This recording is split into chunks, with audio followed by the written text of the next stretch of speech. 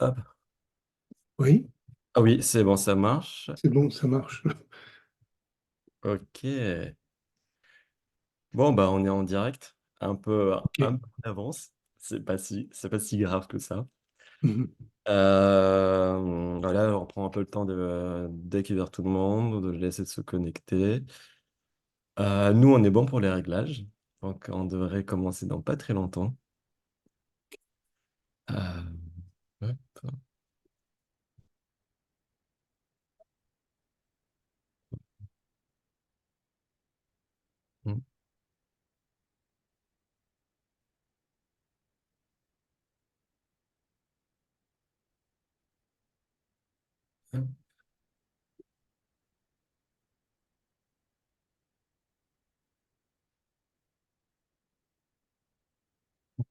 Bon, bah, je propose de commencer. Ok, Salut tout le monde, bienvenue pour une nouvelle conférence de la FFEMC. Ce soir, j'ai l'immense plaisir d'accueillir Monsieur Gérard Ebb, que certains d'entre vous connaissent déjà à travers ses bouquins et ses nombreux domaines d'expertise autour du Qigong et des arts énergétiques. Donc, merci Gérard d'être avec nous ce soir. merci à vous. Je rappelle juste concernant la conférence, pour ceux qui nous rejoignent pour la première fois, on aura la conférence de Monsieur Gérard pendant une cinquantaine de minutes. Vous avez tout en bas de votre écran un onglet qu'on appelle Q&R pour questions et réponses. Donc, je vous invite au cours de la conférence de poser vos questions et on essaiera d'y répondre avec grand plaisir à la fin de cette conférence. C'est tout pour moi. Vous allez me revoir d'ici une cinquantaine de minutes. Je vous laisse entre les très bonnes mains de Monsieur Gérard Ed et bonne conférence à tous. Au revoir. Je sais pas, on va mettre là. On peut faire le top départ. Ouais. Allez. Ok, voilà. Bonsoir à tous et à toutes. Voilà, le sujet ce soir, c'est un sujet intéressant. Intéressant de mon point de vue, donc c'est peut-être pas le point de vue de tout le monde, mais c'est un sujet qui touche à la fois au Qigong et à ce qu'on appelle globalement la méditation, ce qui ne veut pas dire grand-chose, méditation, mais cela touche un domaine où la relaxation sans mouvement peut nous amener à une sorte de mouvement intérieur. Et c'est ce qu'on appelle le rêve éveillé de Chen Tuan. On verra pourquoi ce Chen Tuan va rentrer en scène. Alors, je suis désolé pour ma prononciation du chinois. J'ai beaucoup travaillé avec des maîtres du sud de la Chine, donc en cantonais. Et donc, je n'ai pas non plus adopté sérieusement, parce que je n'ai pas voulu vraiment adopter le pinyin, qui pour moi est une horreur absolue en translittération. Donc, j'ai gardé les anciennes habitudes. Et donc, vous serez peut-être choqué de voir que certaines de mes expressions ne correspondent pas à ce qu'on entend dans ce qu'on appelle le Qigong actuel. Voilà. Donc, on va commencer tout de suite au sujet des rêves, déjà. Les rêves, donc, ont questionné l'humanité depuis assez longtemps. On se rappelle de la caverne de Platon, mais on connaît aussi un autre grec, donc j'ai oublié le nom, qui a fait un traité immense sur l'interprétation des rêves. Je crois que c'était au deuxième siècle. On connaît aussi certaines citations d'Edgar Poe. Edgar Poe, ça semble tout à fait normal parce que lui était dans le domaine du fantastique. Et Descartes, très curieusement, les gens le croyant cartésien, vous verrez tout à l'heure que cette notion du cartésien à la française ne correspond pas du tout à ce qu'il pensait. Et bien sûr, si on en vient surtout à la Chine, et on va essayer de rester sur le domaine de la Chine sans rentrer cependant dans le domaine de la médecine chinoise. Les rêves dans la médecine chinoise sont extrêmement importants, leur interprétation aussi. Et on ne va pas aborder le sujet du tout sous cet angle, curieusement. On va l'aborder directement sous l'angle du Qigong, c'est-à-dire de ce qu'on appelait à l'époque le Daoyin, puisque le mot Qigong est un mot très moderne dans l'utilisation des descriptions des mouvements qui ont pour origine, bien sûr, le taoïsme, le bouddhisme étant venu bien après. Donc, on va citer bien sûr Chuang Tzu et son rêve du papillon, et surtout Chen Tuan. Chen Tuan n'est pas très très connu en France, mais en Chine, c'est considéré comme un très grand maître de philosophie et d'art martial aussi. On verra pourquoi tout à l'heure. Donc, on va rester quelques instants sur une image qui ne veut rien dire, comme a priori un rêve qui ne veut rien dire, a priori. Et pour tout d'abord essayer de définir cet intérêt pour le Qigong allongé, qui ressemble à du sommeil et qui n'est pas du sommeil. Quel intérêt? Et la première chose qu'on peut dire, c'est que personnellement, une des choses les plus utiles qu'il m'est arrivé d'apprendre, c'est le Daoyin, c'est le Qigong. Utile pourquoi? Utile dans tous les domaines, absolument tous les domaines. Pas seulement au niveau du physique, au niveau de la posture et toutes ces choses, mais dans bien d'autres domaines. Et justement, le rêve va faire partir de l'un de ces domaines. Chuang Tzu, d'abord, son rêve du papillon, il rêve qu'il était un papillon, et après il se demande si c'est pas le papillon qui rêvait qu'il était Chuang Tzu. C'est une réflexion qu'on va trouver dans beaucoup de philosophies anciennes. Dans l'hindouisme, on va trouver bien sûr dans le bouddhisme tibétain, bien sûr. Il y a toujours cette question, est-ce qu'on vit dans un rêve ou est-ce qu'on rêve qu'on vit dans un rêve, etc.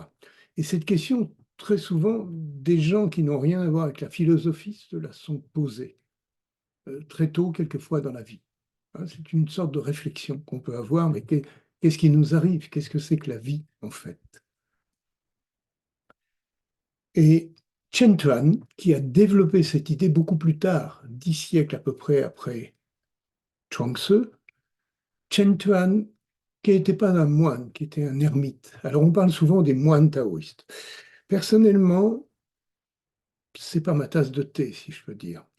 Lao Tzu n'était pas un moine. Chuang Tzu n'était pas un moine. Liet Tzu n'était pas un moine. Chen Tuan n'était pas un moine. Beaucoup de fondateurs de grandes écoles taoïstes n'étaient pas des moines.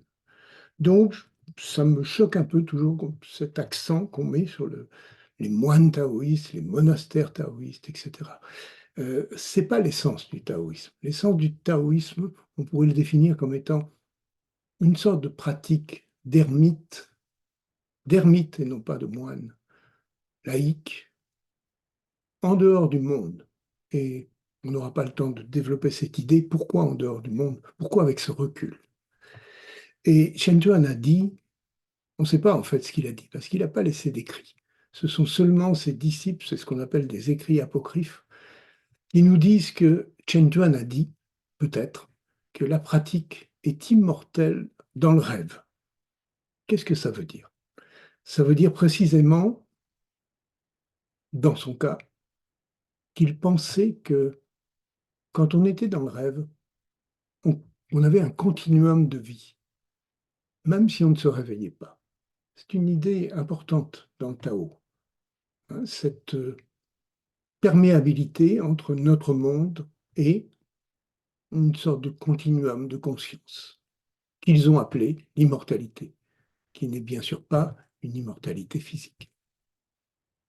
Chen Tuan a vécu dans la dynastie des Tang et il a pratiqué ce qu'on appelle l'alchimie interne, Neidan, l'alchimie interne. En fait, l'alchimie interne, c'est le Qigong développé vers d'autres horizons que simplement la santé et la longévité. Il a inventé, mais ce n'est pas lui qui l'a inventé, il a popularisé en Chine le Taijiban, vous savez, ce petit bâton, pas celui qu'on voit sur l'image, mais le petit bâton qu'on tient dans la main pour s'entraîner. Et là encore, rentrer dans une sorte d'état de rêve éveillé. C'est lui aussi qui est à l'origine du Qigong des 24 périodes solides lunaires. Je crois en français qu'il y a 2 ou 3 ouvrages qui décrivent ces Qigong. Ils les décrivent un petit peu superficiellement parce que ce sont des Qigong profonds, difficiles à apprendre, et si on n'a pas quelqu'un pour nous l'enseigner de façon extrêmement précise, ce n'est pas juste avec quelques dessins qu'on peut apprendre. Et surtout, et enfin, il a développé un style qu'on appelle Liu Bafa, et qui se traduit à peu près comme étant les 6 harmonies et les 8 méthodes. Et quand j'ai appris ce style à Hong Kong il y a très longtemps, un style qui m'a passionné tout de suite, On m'a dit que c'était un mélange de Tai Chi Chuan, de Pakwa et de Xingyi. En fait, c'est pas vrai du tout. C'est l'inverse. Ce style existait avant les styles connus de Tai Chi et avant les styles connus de Pakwa Chant.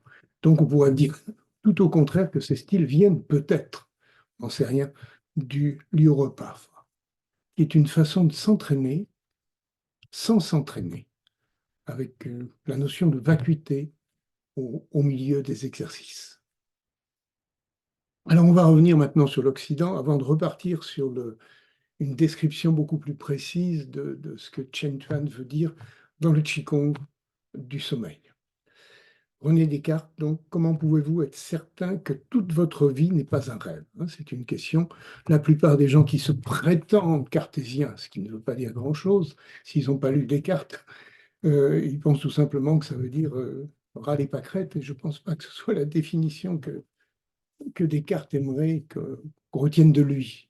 Au contraire, cette chose veut dire qu'il est tout à fait en dehors de cette analyse franchouillarde, on va dire, simplement. Edgar Poe, c'est normal, il était plongé dans le fantastique pour différentes raisons, et tout ce que nous voyons n'est qu'un rêve, dans un rêve. C'est encore pire. Est-ce qu'on va s'en sortir? C'est un peu comme les poupées russes.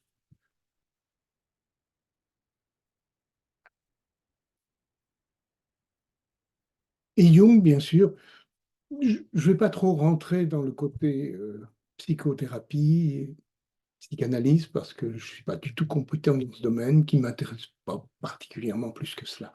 Mais Jung s'est toujours approché de la philosophie chinoise pour différentes raisons, et il a considéré que, en général, les rêves pouvaient se subdiviser en quatre manifestations.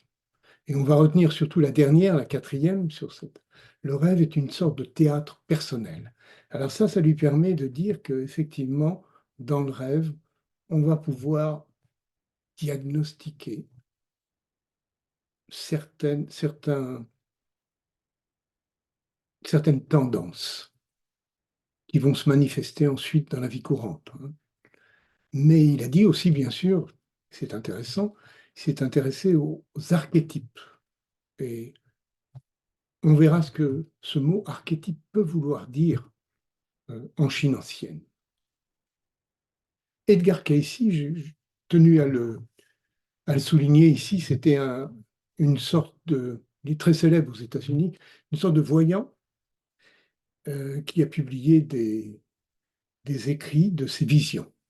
Et lui considérait que le rêve comme, on va dire, la porte de ses visions et la porte de ses, entre guillemets, prophéties. On pourrait aussi citer de nombreuses autres personnes du 19e siècle, du 20e siècle, telles que par exemple Rasputin en Russie, avec ses différentes prophéties qu'il avait dans ses rêves, soi-disant. Et beaucoup aussi de voyants occidentaux, de prophètes occidentaux, catholiques ou non catholiques, qui ont effectivement écrit au 16e, 17e, 18e siècle, en abondance. On va maintenant parler directement de qu'est-ce que c'est le Qigong du rêve. Alors, Qigong, d'abord, le mot est faux. Pour Chen Tuan, c'était Daoyin, bien sûr. C'était pas le mot Qigong, n'était pas utilisé à cette époque. Donc, on appelait Shui Gong, ce qui veut dire, c'est une interprétation, la conscience éveillée que l'on va garder dans le sommeil. Et pour arriver à ça, il va falloir pratiquer une sorte de relaxation à la limite du sommeil. Vous savez qu'en Inde, il existe une méthode relativement célèbre, qu'on connaît un petit peu en France aussi, qui s'appelle le yoga nidra, le yoga du sommeil. Et de même, c'est une méthode de relaxation qui nous permet petit à petit soit de rentrer dans le sommeil consciemment, soit d'approcher le sommeil en restant éveillé. Et on verra que le Shui Gong est exactement cela, avec toutes ces étapes différentes. On considère trois niveaux d'intérêt du Shui Gong. Le premier, c'est fortifier le corps physique. Donc, essayer de prévenir les maladies, essayer d'avoir une bonne longévité, etc. Tout ce que le Qigong, en fait, nous apporte. mais simplement ici sans bouger, ce qui est assez étonnant. Qu'est-ce qui bouge en fait? Le deuxième niveau, qui est déjà difficile et presque hors de notre portée, à des pratiquants ordinaires, c'est un échange. Je m'étais dit au début que j'allais, on m'avait demandé d'ailleurs de faire cette intervention sans utiliser trop de mots techniques chinois. Malheureusement, je suis tombé dans le piège, j'en ai utilisé quand même deux ou trois, je suis désolé. Donc, un échange d'informations et d'âme, c'est-à-dire de perception sensorielle. Alors, c'est très intéressant ce mot ici, échange de Tsing et de Ling. Ling, beaucoup de gens qui font la médecine chinoise n'ont pas vraiment étudié cet aspect de Ling. Et pourtant, le plus vieux traité de médecine chinoise qu'on connaît s'appelle le Ling Shu, c'est-à-dire le traité sur l'âme.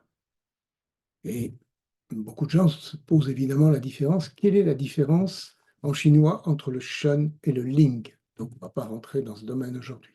Disons brièvement que le Ling correspond euh, à ce que les poètes, par exemple, du 19e siècle nous disaient lorsqu'ils disaient, par exemple, objets inanimés, avez-vous donc une âme? Ça veut dire quand on s'approche d'un objet, d'une vieille console, d'un vieux bureau, est-ce que cet objet est chargé de quelque chose? Est-ce qu'il reste quelque chose des anciens propriétaires? Est-ce qu'il reste quelque chose?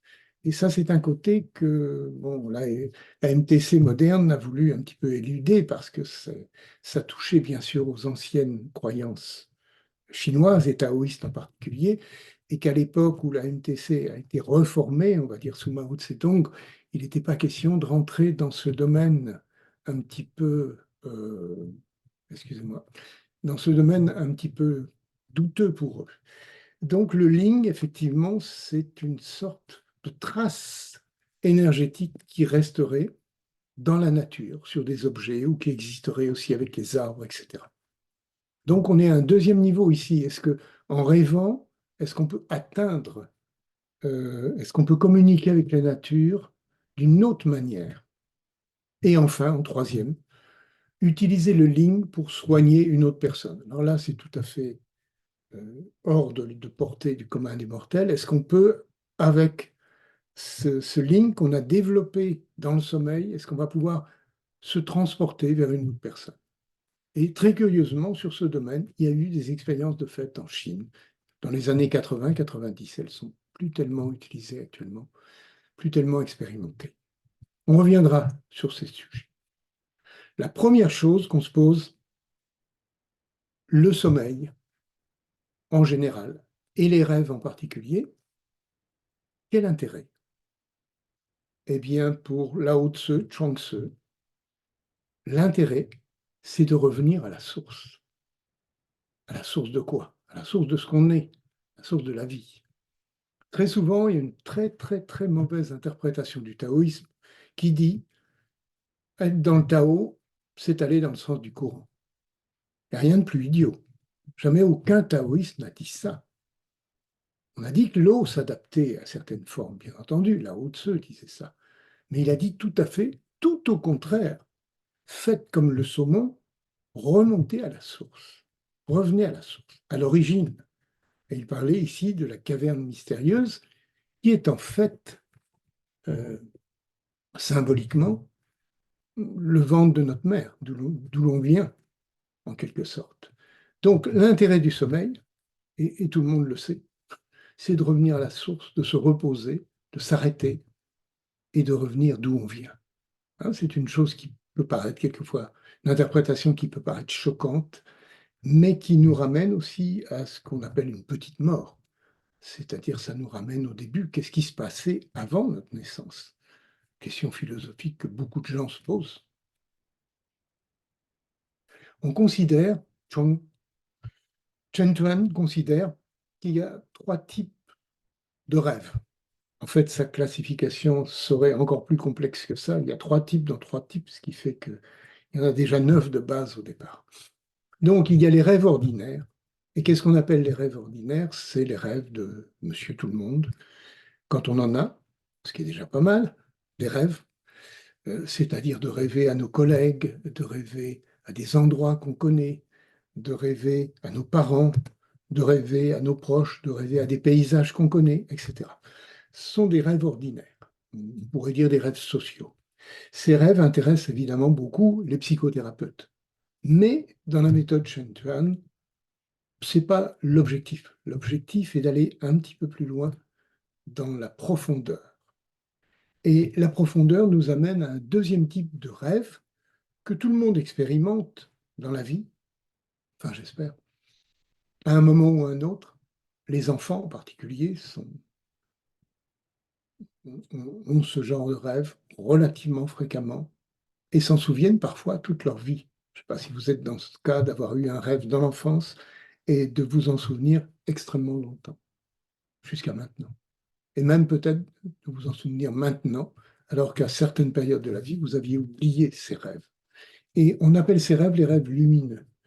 Pourquoi lumineux? Parce qu'ils sont pleins de lumière, donc de yang, de force. Ils sont colorés, en général. Euh, ils nous emmènent dans des endroits merveilleux, parfois dangereux. Et dans ce cas-là, on appelle ça des cauchemars. Ils sont parfois violents, ils sont parfois sanglants, ils sont parfois colorés de conflits, parfois de tristesse, etc. Sans qu'on sache vraiment à quoi les relier. Et contrairement à la psychanalyse, ici, Chen Tuan va conseiller de relâcher ses rêves, de ne pas les considérer comme quelque chose de forcément important, de ne pas s'y accrocher, mais simplement de les regarder, d'en prendre conscience et de les laisser partir. Donc il les considère comme une sorte de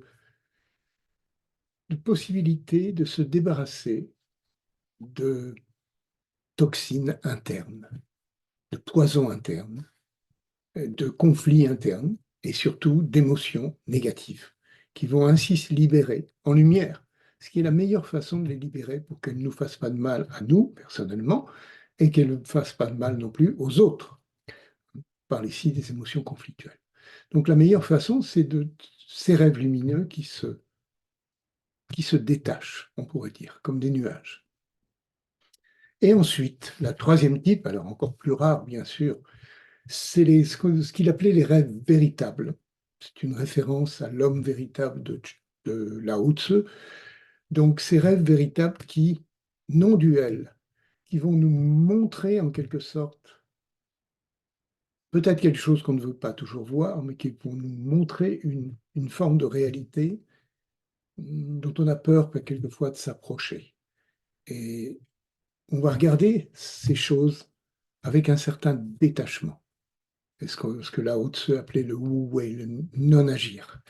Et à ce moment-là, les choses vont défiler, avoir une signification relative, bien sûr, toujours relative, et se développer en une forme de conscience qui va avoir une pérennité, c'est-à-dire qui va continuer, que l'on soit dans la journée, qu'on soit dans le rêve. Et on arrive à certaines phrases que certains taoïstes et certains bouddhistes ont employées, de considérer la vie ordinaire comme un rêve, et au contraire de considérer la nuit comme quelque chose d'important. Mais il ne faut pas, bien sûr, prendre ceci au pied de la lettre, et ça peut être, bien entendu, extrêmement dangereux de commencer par cette troisième étape. Alors maintenant, on va parler un tout petit peu de technique. Comment est-ce qu'on développe ces rêves, tout au moins ces états de conscience qu'on peut arriver de prolonger le plus longtemps possible en approchant le sommeil et en rentrant de façon presque consciente dans le sommeil. C'est le contraire de la brute qui est fatiguée, qui se couche et qui ne pense plus à rien, qui ne rêve à rien, parce qu'elle est trop fatiguée physiquement, ce qui peut arriver.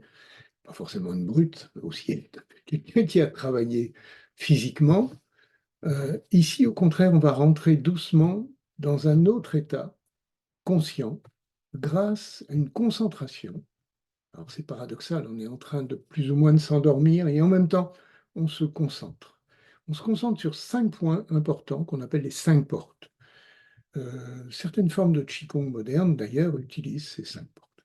Donc c'est les sommets du crâne, bien sûr, les 2 plantes des pieds, les points Yangchuan, les points source, et les points Laogon qui sont au milieu de la main. On va se concentrer sur ces 5 points et on va respirer par les 5 points.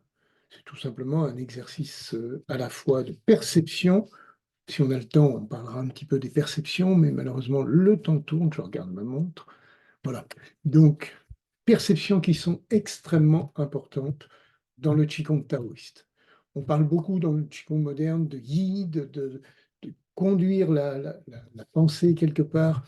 Dans le Qigong taoïste, on évite vraiment de faire ça. On fait yin-yang, qui est plutôt un exercice de perception qu'un exercice de volonté. On essaie d'éliminer vraiment la volonté pour essayer de percevoir.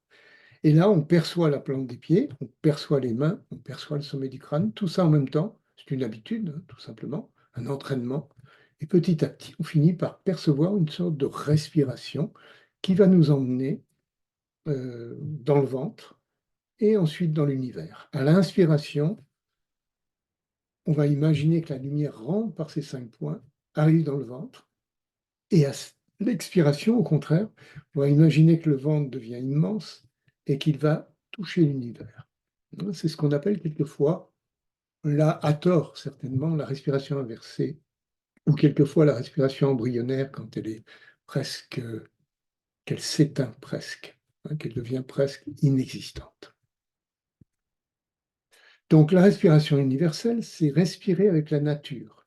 C'est vraiment une idée très, très importante dans le Qigong taoïste. On pourrait dire dans le Qigong taoïste, particulièrement dans le sommeil, il y a 3 niveaux intéressants. Le premier niveau qui est valable pour tout le monde, qui fait du bien à tout le monde, c'est la relaxation. On cherche une certaine forme de relaxation consciente, hein, de ne pas être sous hypnose, de ne pas être endormi, justement d'être à la limite du sommeil et de ressentir cette relaxation. Et éventuellement, le soir, de rentrer dans le sommeil avec cette relaxation. Ce qui n'est pas à la portée de tout le monde. Et il y a des jours où on peut le faire, d'autres jours où c'est plus difficile. C'est évident qu'après un bon repas, un gros repas, ce sera très difficile. Après une journée de travail exténuante, ce sera difficile aussi. Donc, ça nous permet aussi de mesurer notre état de relaxation et de stress. Donc, à l'inspire, si vous voulez, on perçoit. Et à l'expire, on se détend. Hein, ça, c'est le principe en général. C'est pour ça qu'on appelle ça inversé. Donc, à l'inspire, on reçoit. Et à l'expire, on donne. On a un double mélange du yin et du yang qui fonctionne très bien, hein, et pas du tout de façon automatique. Et ensuite, on va rentrer. Alors, je reviens un petit peu en arrière, excusez-moi. Grâce à cette respiration universelle, on va rentrer dans ce que Chen Tuan a appelé les étapes du docteur céleste. Le docteur céleste, en fait, c'est nous. On rentre à l'intérieur de nous-mêmes et petit à petit, on va arriver à franchir plusieurs étapes. Les 3 premières étapes, je pense que vous les pratiquant comme vous pratiquez le Qigong, vous les connaissez. Les 3 suivantes on ne les abordera pas parce qu'elles sont plus difficiles à décrire déjà. Les 3 premières, c'est ça. Première étape, c'est s'allonger, prendre conscience des tensions, mais pas des tensions que l'on pense avoir, des tensions qu'on leur ressent sur l'instant. Pas du tout quelque chose d'imaginaire en disant d'habitude j'ai mal au cou, j'ai mal au dos, etc. Donc je vais m'allonger et je vais penser à mon dos. Pas du tout. On s'allonge et on ressent où est-ce que c'est tendu. On commence par la tête, on va jusqu'aux pieds. C'est assez connu dans d'autres techniques, dans le yoga. C'est connu aussi d'une autre manière. Mais ici, on va partir du sommet du crâne, du point ce qu'on appelle les 100 réunions. Les taoïstes l'appellent la porte du ciel. On va partir de la porte du ciel, on va descendre jusqu'aux pieds. Et on va faire une sorte de scan. Et chaque fois qu'on va trouver un blocage ou quelque chose de dur à l'intérieur de nous, on ne va pas chercher à le définir. Est-ce que c'est physique? Est-ce que c'est musculaire? Est-ce que c'est tendineux? Est-ce que c'est nerveux? On ne va absolument pas chercher. On va simplement ressentir et essayer à ce moment-là de respirer avec cette zone et d'y amener de la lumière, avec un processus très mnémotechnique, si on peut dire. Hein, ça, c'est la première étape. Tout le monde est capable de faire ça. plus ou moins, mais tout le monde est capable de le faire. La deuxième étape, ça va être de relâcher les organes. Ça, c'est un peu curieux, c'est vraiment chinois. On connaît les 5 organes, bien sûr, donc on va visiter nos 5 organes, et ça explique un peu ces anciens diagrammes et, euh, dessins taoïstes dans lesquels on représente les organes avec à l'intérieur, il y a des petits bonhommes, des petites bonnes femmes qui se promènent, comme si les organes étaient indépendants les uns des autres et vivaient leur propre vie. Donc on va rentrer dans chaque organe et on va essayer de détendre chaque organe, d'abord le percevoir, d'abord le ressentir, et comme s'il a quelque chose à nous dire, mais pas nous dire au niveau de l'intellect, mais nous dire au niveau de la sensation. Et on va se servir de ça pour le relâcher. Et ça, c'est très important pour le relâchement des émotions conflictuelles en particulier. On peut prendre l'exemple courant de la colère, de rentrer dans son foie, de ressentir le foie, et à chaque expiration, de relaxer le foie par les pieds, de dégager par les pieds, toujours par les pieds. Voilà, je vais aller un peu plus vite parce que le temps passe. Excusez-moi, la troisième étape, j'ai oublié. Troisième étape, certains d'entre vous connaissent. Il s'agit simplement de suivre les lignes des méridiens et des 8 vaisseaux, hein, et de les suivre avec l'esprit et de les détendre. Ça, c'est un travail particulier. Par exemple, la petite circulation, c'est un des exemples d'une étape du Docteur Céleste. La grande circulation aussi, la circulation des 8 vaisseaux aussi, bien sûr. Il y a d'autres circulations alchimiques comme les 9 révolutions, etc. Donc tout ça, c'est ce travail. Et là, on atteint la troisième. Les autres sont encore plus subtils. On en parlera peut-être un autre jour. 9 méthodes. Alors, non seulement Chen Tuan a fait ces 6 étapes du Docteur Céleste qui sont pour tout le monde, mais il a aussi créé 9 méthodes qui sont des méthodes thérapeutiques. C'est-à-dire, on s'allonge, on se met dans une certaine posture, on fait quelque chose, on s'endort ou pas, et ça a un effet, entre guillemets, thérapeutique. Là, on rentre dans le domaine de ce qu'on appelle le Qigong thérapeutique. Et on va s'adresser à certaines pathologies précises, en particulier renforcer le chi de la rate, etc. Hein. Et c'est là qu'on va arriver sur les 5 postures de Chen Tuan. On n'a pas le temps, bien sûr, de les voir. J'en ai présenté quelques-uns dans mes ouvrages. On fait des séminaires aussi là-dessus. Donc, 2 ou 3 juste sont des exemples, hein. On ne rentre pas dans le détail. Le Qigong de relaxation profonde de Huashan. Pourquoi Huashan? Ce sont les montagnes du nord de la Chine. Et on dit que Chen Tuan a fini sa vie dans ces montagnes. Alors, c'est un Qigong allongé qui est très simple. On s'allonge les paumes tournées vers le ciel et vous voyez que les mains sont à peu près au niveau du tantien du ventre, du siatantien. Elles doivent être à peu près à cet endroit-là.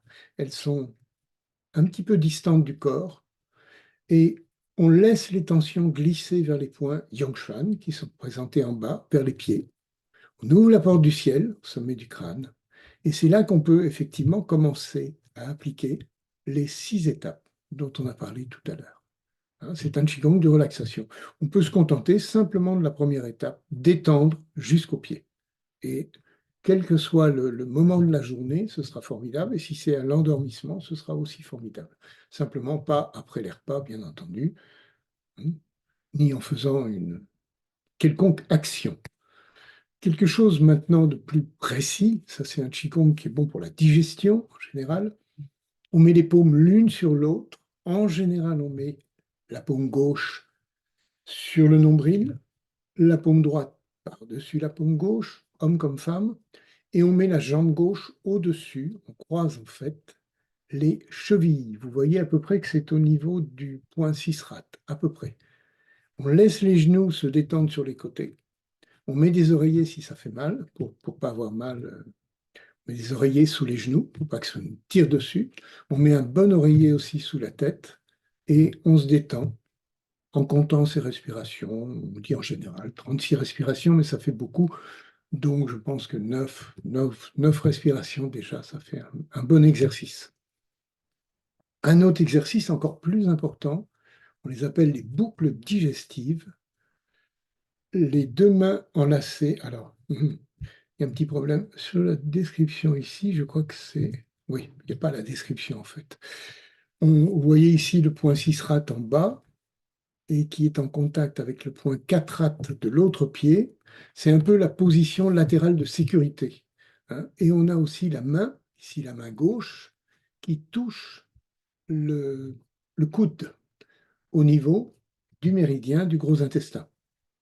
Et vous voyez la main droite qui touche le point des Sanli, le point de 36 rate, qui est un point tonique de la rate.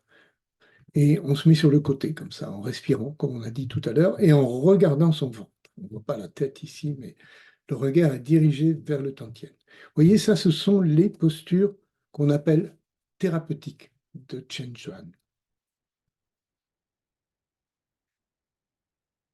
Alors, pour terminer, je regarde l'heure, je pense qu'on est dans les temps, tout à fait. Donc, on a ici un poème de Chen Chuan qui nous montre de quelle manière les taoïstes considéraient leur rapport avec la nature. En général, difficile de traduire le chinois le mot nature ou le mot univers. Mais quand les taoïstes parlent de la nature, ils parlent d'abord de trois choses qu'ils vont citer sans arrêt dans leurs poèmes. Le soleil, la lune, les étoiles. Et ils vont mettre ça en premier. Pour eux, c'est ça avant tout la nature. Et quelquefois, ils disent, oui, la terre, bien sûr, la terre. Mais la terre est gentille, elle est comme une mère nourricière, elle pardonne tout, mais en même temps, elle, la terre, comment dire, absorbe tous nos déchets. Elle est là un petit peu pour ça. Donc, la terre n'est pas toujours valorisée en ce sens, que on se relâche dans la terre, on ne s'enracine pas dans la terre, au Tao. On se relâche dans la terre, pas s'enraciner.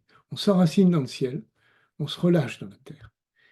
Et donc, quand on parle de la nature, on va parler du ciel, principalement, des étoiles, du soleil, de la lune, et effectivement, du mont Kunlun, qui symboliquement représente dans la civilisation ancienne chinoise le, le grand sommet de l'univers, un peu l'Everest, bien que ce ne soit pas l'Everest. Donc, je me lève comme si je glissais dans l'espace. Le vent fort me transporte vers les hauteurs. Voilà. Je ne vais pas vous lire le reste, vous pouvez le lire vous-même, mais ça veut dire simplement que dans ce poème, on s'assoit ou on s'allonge et on se répète intérieurement ce poème, qui permet donc de nous connecter avec ce qui nous repose. Et vous voyez qu'actuellement, il y a ce qu'on appelle par exemple la sylvothérapie, je crois qu'on l'appelle, ou sylvathérapie, c'est-à-dire se soigner en allant se promener dans la forêt. Bon, ça, c'est pas moderne, c'est quelque chose de très ancien, et on sait que être seul dans la nature nous permet de retrouver quelque chose, de nous retrouver. Et là, cette chose vers laquelle on tend pour nous retrouver, cette origine qu'on appelle la source, on peut la retrouver dans le sommeil, on peut la retrouver dans la relaxation, on peut la retrouver dans le mouvement. Et ce que, à la fin, Chen Tuan appelle dans le sommeil interne, éternel, c'est justement le retour à la source. On sait que dans la philosophie du Tao et dans la thérapie taoïste, l'important, c'est de retrouver sa source. On dit quelquefois aussi retrouver sa destinée, le Ming. Retrouver son destin, être bien dans son destin, quel qu'il soit. Accepter son destin et arriver à, par cette petite porte du destin, à accomplir quelque chose personnellement, pas forcément socialement. Et à la fin, il y a deux mots importants. C'est que l'âme a disparu, le ling a disparu. Et l'âme, c'est bien ici cette chose qui s'attache aux objets, qui s'attache aux objets du désir, à la passion, qui s'attache à la terre. Donc ici, il y a une idée de détachement. Et Lao Tzu avait bien dit dans le Tao Te Ching, une phrase qu'on ne cite pas souvent parce que c'est pas forcément agréable à entendre. Chaque jour, je perds quelque chose et je deviens riche. en perdant quelque chose jour après jour. C'est évidemment pas quelque chose qui semble au début positif. Et pourtant, tout dans la pratique du Tao-Yin taoïste repose sur ça.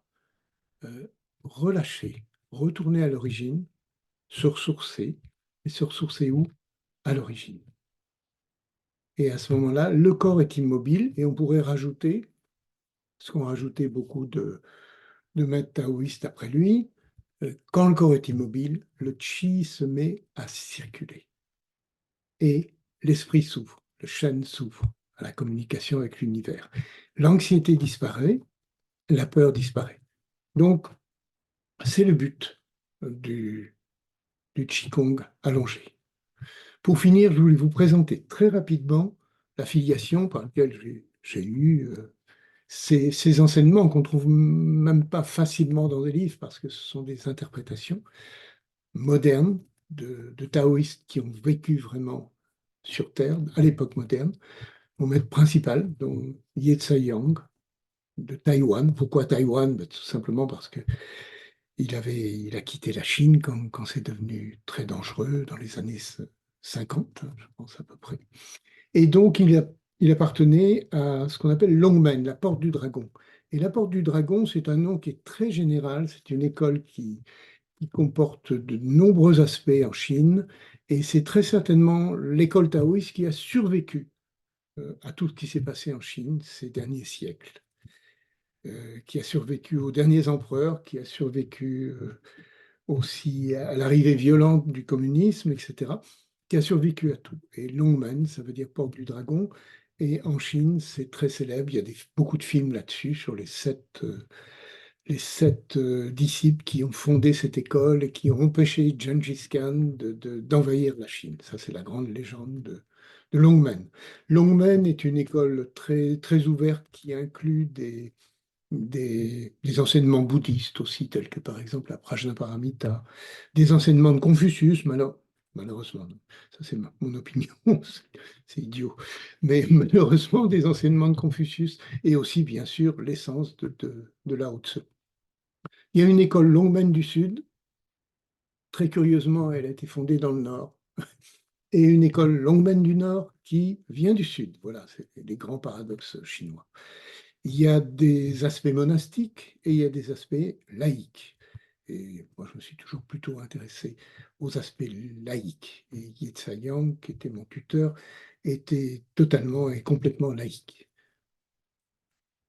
Et puis un maître plus contemporain qui vit à Hong Kong.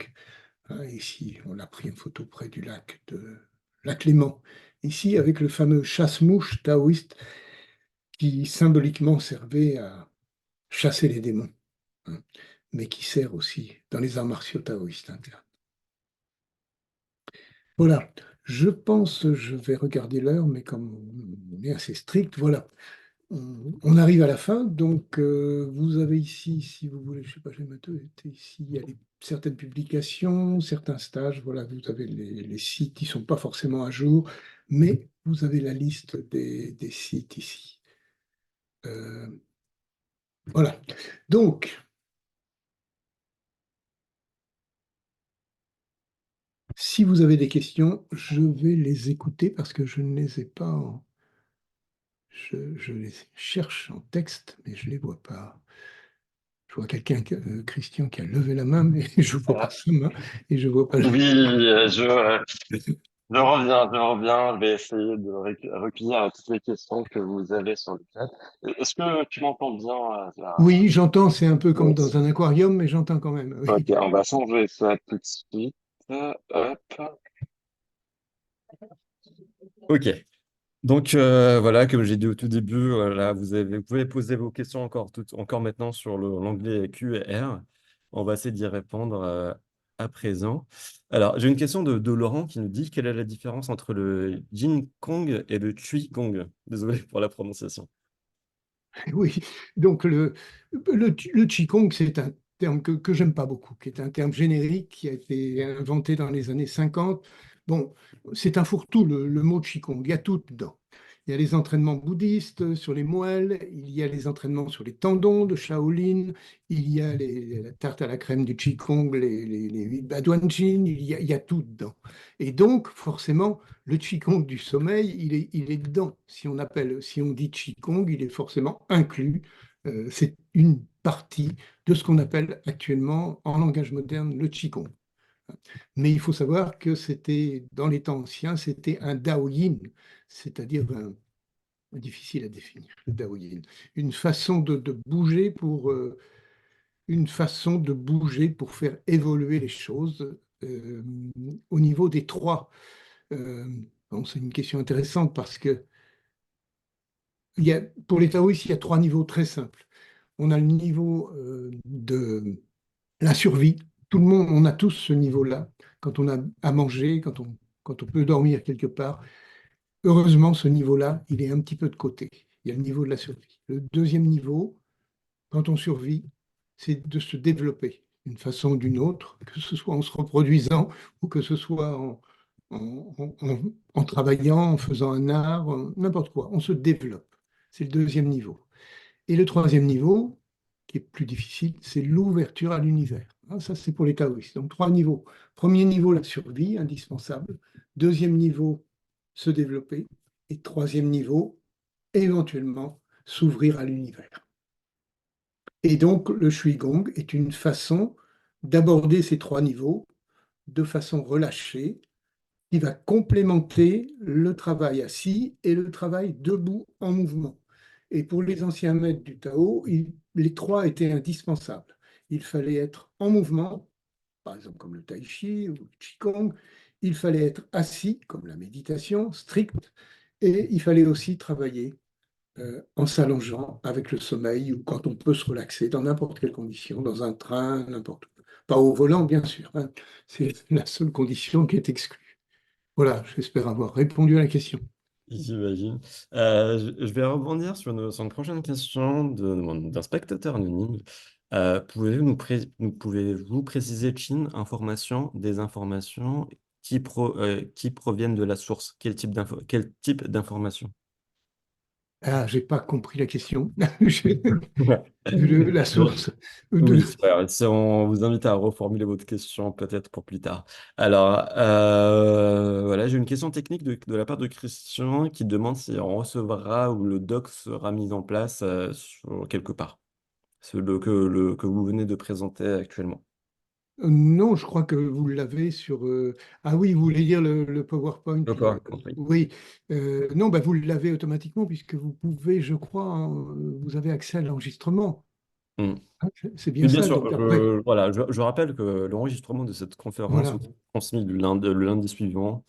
Donc le lundi 11, directement sur votre boîte mail. Vous n'avez rien à faire. On va vous donc envoyer ça directement. Donc vous pouvez revisionner cette conférence pour une durée de 14 jours à peu près.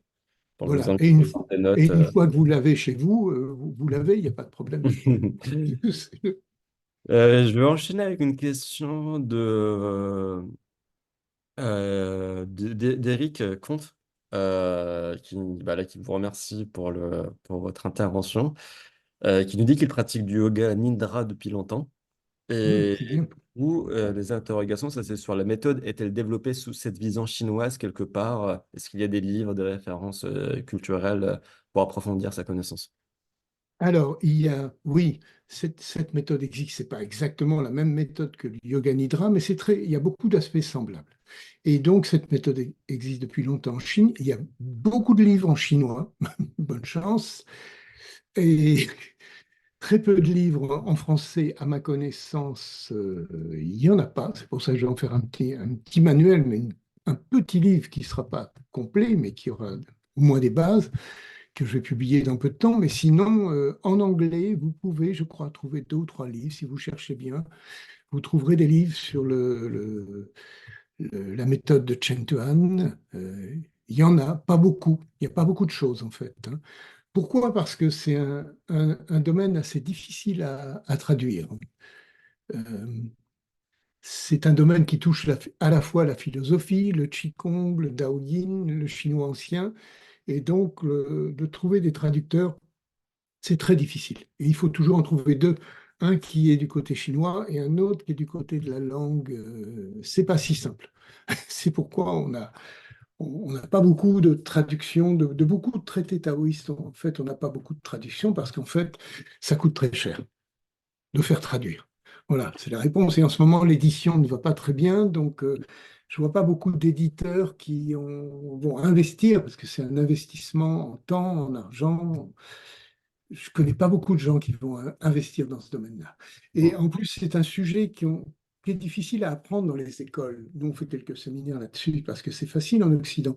Mais c'est un sujet qui est difficile à apprendre et qui, dans le temps, encore il n'y a pas longtemps, était encore secret. Voilà. Secret dans le sens où ben, c'était pas enseigné comme ça officiellement dans les écoles de Qigong ou de Tai Chi, simplement.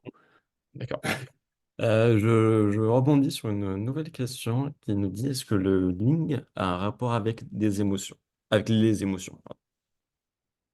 Oui, oui, c'est une question assez intéressante. Le Ling Shu, d'ailleurs, quand on regarde le livre, le Ling Shu, effectivement, on s'attend à ce qu'il parle du Ling, mais il faut deviner, il faut chercher à l'intérieur parce que c'est absolument pas évident.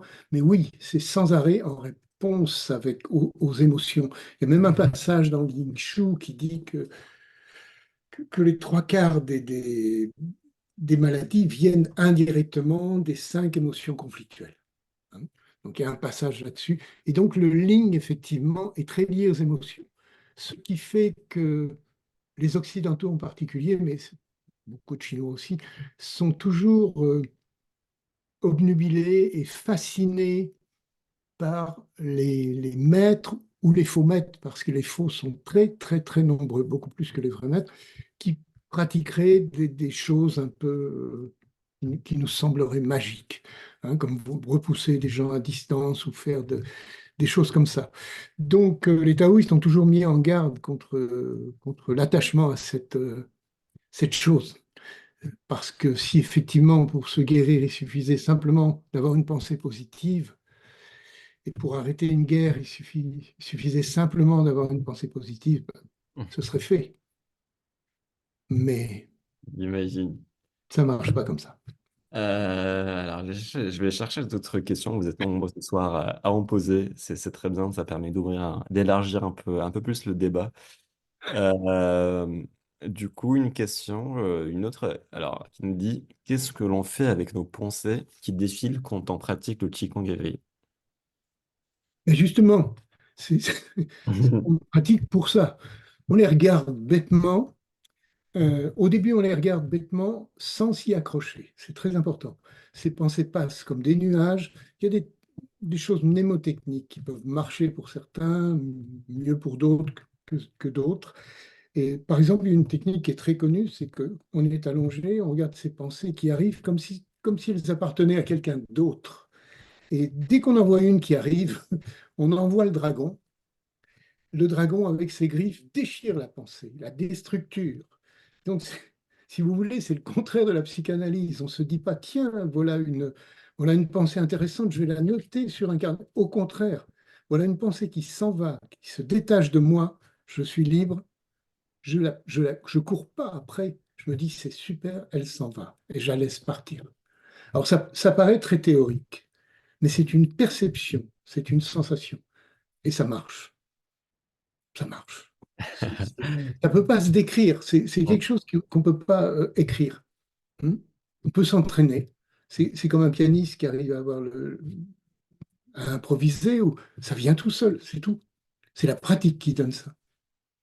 On ne peut Je, pas y arriver la première fois. On je, s'entraîne, c'est un entraînement. Rien n'arrive la première fois. je me Ce doute serait bien. extraordinaire que dans le Qigong, la première fois qu'on applique une méthode, ça marche.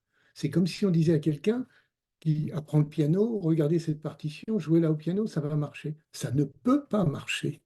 Ça ne marchera jamais, sauf un génie qui arrivera comme ça. Mais non, c'est de l'orgueil de penser que ça va marcher parce qu'on a lu la méthode, on l'a fait et ça marche. C'est un orgueil fou. Il faut la pratiquer, pratiquer, pratiquer, pratiquer et encore pratiquer. Il n'y a que ça qui marche. La lire, ça, c'est bien. Ça donne c'est comme une carte routière, c'est tout. Mais si on ne pratique pas, ça ne sert absolument à rien. je vais même me permettre de proposer une transition avec la question de César qui nous dit, voilà, qui demande si vous pouvez revenir brièvement sur les trois postures de relaxation que vous avez citées tout à l'heure. Ah non, alors là, c'est trop long. Malheureusement, c'est trop long Voilà, je vous parce que rappelle que la conférence elle sera disponible en replay. Vous et pouvez en oui, non, parler partie si c'est vous pas un intéresse. atelier ce serait un atelier. Oui, on peut le faire, Bien ça. sûr. Et puis je rappelle que voilà, là vous avez écrit des livres, j'imagine, à ce sujet, et puis on peut Oui, puis je fais des avoir tous vos séminaires infos pour via le ça, site donc internet. c'est très bien. Et j'ai toujours insisté. Bon, souvent les gens me demandent dans quelle école, quelle école, quelle école. Je hais les écoles. Je haïssais déjà l'école quand j'étais jeune, donc je hais les écoles, quelles qu'elles soient. Non, c'est pas comme ça qu'on apprend. On apprend de personne à personne, directement. Directement. Il n'y a pas d'école qui va enseigner ceci ou cela ou ça. On n'est pas, on en a assez d'être des élèves. Il est temps de prendre les commandes.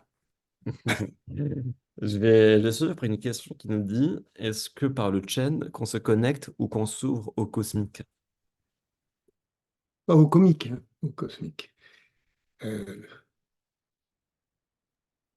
Oui, c'est une question intéressante parce que c'est difficile à y répondre. Euh, oui et non. Euh, on a parlé du Ling tout à l'heure, de cette âme sensorielle, hein, et pas seulement de la conscience. Je pense que les deux vont servir, et pas seulement le Shen. Je pense qu'il y a aussi, et c'est là que c'est important de percevoir, de ressentir, et pas uniquement d'intellectualiser. Intellectualiser, ça ne marchera pas. Il faut Euh, une perception. C'est impossible à décrire. Justement, c'est bien ce que disait Lao Tzu. La voie du Tao ne peut pas être écrite et ne peut pas être. On peut juste deviner quelque chose, mais pas le décrire. je vais enchaîner par une question de Marianne Pouvier qui nous demande, je cite, vous avez parlé de trois niveaux de Qigong taoïste. Le premier, relaxation consciente, inspiration, expiration, et les deux autres, point d'interrogation. Est-ce que la respiration universelle que vous avez abordée après le premier niveau, ou est-ce autre chose? Merci. Alors, la respiration universelle touche tous les niveaux. On commence à la pratiquer simplement au niveau purement physique, en ressentant, par exemple, on va prendre l'exemple des cinq portes, parce que c'est plus facile, on se raccroche à quelque chose de concret. Donc, on va respirer par les cinq points, c'est-à-dire on va ressentir les cinq points, on va essayer de les ressentir de plus en plus. C'est un entraînement, comme un entraînement musical à reconnaître des notes, par exemple. Petit à petit, on va y arriver. Donc, on va arriver à ressentir ces cinq points, et puis petit à petit, ensuite, on va utiliser cette perception pour ressentir quelque chose d'encore plus profond. On arrivera à la deuxième étape. Et la troisième étape, c'est quand le processus va se dérouler sans l'intervention du tout de la volonté, que ça peut se faire tout seul au bout d'un moment dans l'état de relaxation, hein. Donc les trois étapes concernent la respiration universelle aussi. On pourrait même la subdiviser en 9 étapes si on voulait, hein. Cette façon de catégoriser est très artificielle. Et il se peut que la première fois qu'on tente l'expérience, on arrive direct à la troisième étape, et puis qu'après qu'on perde le fil et qu'on ait besoin de temps pour y revenir. Je vais conclure à vos questions. Vous avez Oui. longtemps à en poser ce soir. Je vous remercie chaleureusement.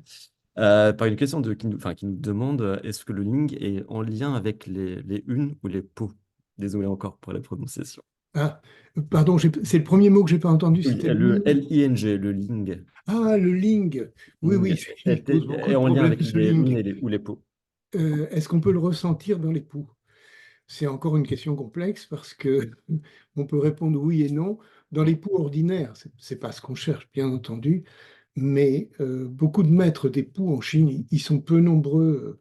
Ce sont des gens un petit peu particuliers qui sont vraiment, leurs doigts sont comme des stéthoscopes, hein. Ils ne pensent pas de façon analytique comme les 27 ou les 26 poux de Li Shichen, etc. Ils ne pensent pas comme ça.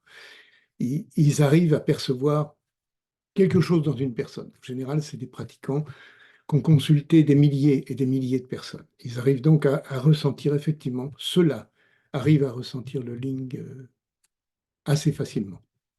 Oui, Hop, alors, je vais prendre peut-être une dernière question. oui. Je vais chercher une au hasard. Euh, alors, qu'est-ce qu'on a? Alors, j'ai une question de Michel qui nous dit Chine, information liée à Ling. Pouvez-vous préciser Chine, information, c'est quoi au fait? C'est un grand sujet. C'est c'est les, on va définir en disant tout simplement, c'est les intuitions. Voilà.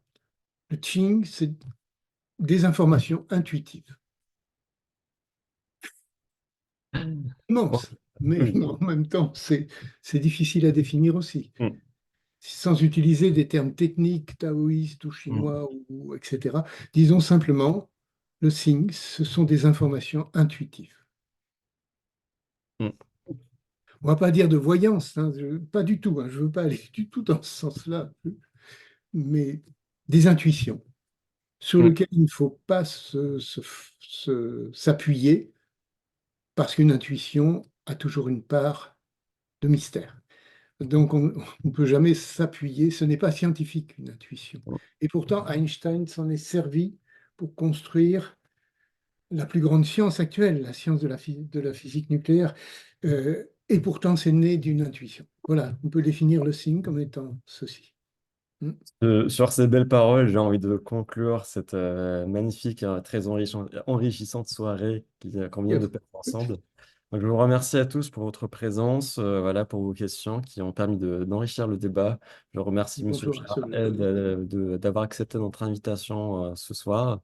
Moi, de mon côté, je vous dis, voilà, vous pouvez retrouver d'ores et déjà les prochaines conférences, le programme sur notre site internet ffemc.fr avec des conférences qui arrivent voilà, tous les premiers vendredis du mois. Et pour ceux qui veulent approfondir la discussion de ce soir, vous pouvez voir tout. Voilà, Monsieur Gérard aide à un site internet qu'on a affiché sur notre site. Voilà, si vous allez à l'onglet de la conférence, vous pouvez retrouver toutes ces informations voilà, directement sur son site internet. Gérard aide, merci beaucoup. On vous Merci dit pour votre à une accueil, prochaine et bon week-end à tout le monde. Au revoir. Ken. Merci.